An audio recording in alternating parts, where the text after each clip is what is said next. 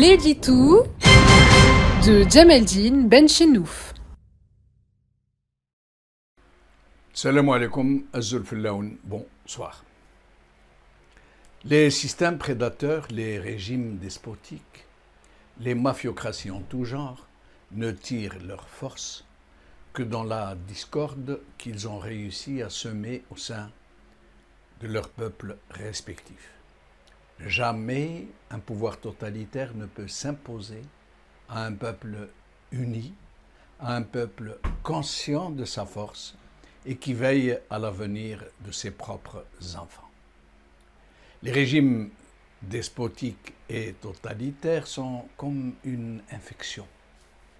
Ils ne peuvent survivre que s'ils propagent leurs germes, que s'ils affaiblissent la cohésion et la santé de l'organisme qu'ils infestent. Les poux ne peuvent prospérer et se multiplier que dans la saleté. Voilà pourquoi le régime algérien dépense autant d'argent et d'énergie pour semer la discorde et l'exécration entre les enfants de ce même pays. Voilà pourquoi il a recruté autant d'agents, qu'il a investi autant d'argent, des agents qui infestent les réseaux sociaux et toute la presse algérienne et tous les relais sociaux pour attiser et alimenter le feu des vaines polémiques. Voilà pourquoi une véritable stratégie de la surexcitation régionaliste est savamment entretenue. Voilà pourquoi certaines polémiques idéologiques sont exacerbées, délibérément exacerbées. Voilà pourquoi, malgré le péril imminent d'effondrement de toute la nation, la conscience politique du péril ne s'est pas éveillée. Quand la maison familiale est en feu, quand elle risque de s'effondrer sur nos petits, d'ensevelir nos vies, nos chers souvenirs, et ne plus être ce chaud refuge où nous nous retrouvons tous le soir venu, où nous partageons les joies et les peines, où nous nous prodiguons des marques d'amour et de bienveillance. Ne devons-nous pas tous nous unir pour éteindre l'incendie? Ne devons-nous pas tous nous unir pour éteindre l'incendie? Ne devons-nous pas tous nous unir pour éteindre l'incendie? Est-ce qu'il est concevable de demander à un pompier de décliner son engagement politique avant d'être admis à éteindre le feu? Lui demandons-nous d'abord s'il est islamiste, laïque, de droite, de gauche, de telle ou telle région? Ne devons-nous pas, lorsque notre maison commune est en péril, mettre tous la main dans la main pour reconstruire ce qui a été ravagé? L'esprit ancestral de la Touisa ne peut-il donc pas renaître dans notre mode de penser et d'être, dans nos traditions politiques, dans notre sens du devoir?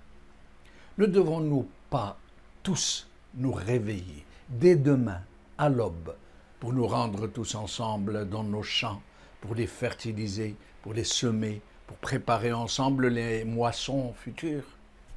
Le jour ne viendra-t-il donc pas pour que nos cœurs battent à l'unisson dans l'amour d'un seul et même pays, d'une seule et même patrie, d'une seule et même matrie?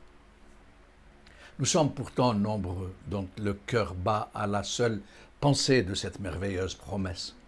Non, nous ne sommes pas d'obstinés rêveurs, des naïfs compulsifs, parce que nous le voyons d'ici, nous le voyons maintenant. Un peuple chaleureux et fraternel, à l'ombre de chênes ombrageux, d'oliviers millénaires, de fiers palmiers, qui admirent les immenses champs de blé blond qui ondoient sous la brise de l'aurore. Un chant pur et profond monte d'une vieille mémoire. Les hommes écoutent, graves, mais sereins.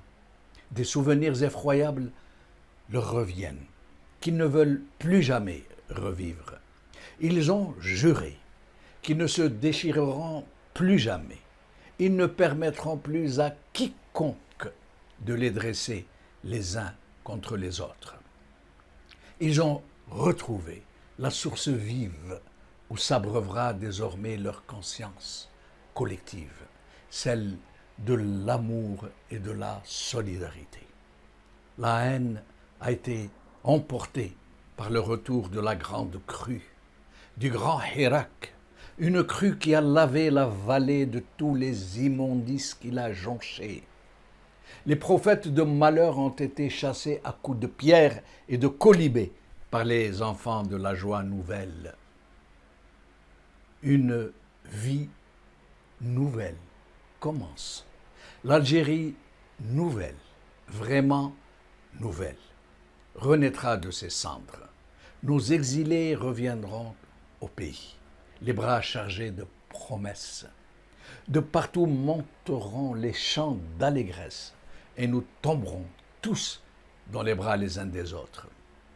Nous nous lèverons comme un seul homme, le regard tourné vers les mêmes horizons, ceux de demain, ceux de la renaissance, ceux de la promesse enfin accomplie, de tous ceux et celles qui nous ont sacrifié leur vie. Ô les cœurs, que vienne enfin l'heure de la délivrance et de la dignité. قال خير.